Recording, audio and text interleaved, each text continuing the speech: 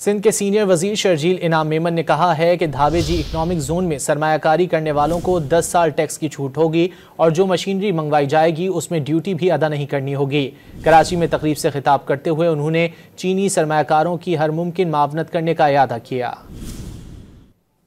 धाबेजी economic zone की उनकी अफादियत क्या है? अफादियत यह है कि अगर आप धाबेजी इकनॉमिक जोन में या किसी भी इकनॉमिक जोन में आप कोई भी अगर बिजनेस करते हैं जो डिक्लेयर्ड इकनॉमिक जोन है, और धाबेजी के एक्सेस इसलिए अच्छा है कि वो धाबेजी जो है वो आपको पता है कि समंदर के साथ है, पोर्ट के साथ है और बिल्कुल उसके साथ जो है पोर्ट कासिम है। तो अब जो धाबेजी इकनॉमिक जोन है उसमें अगर ये लोग कोई इंडस्ट्री लगाते हैं तो 10 साल तक इनको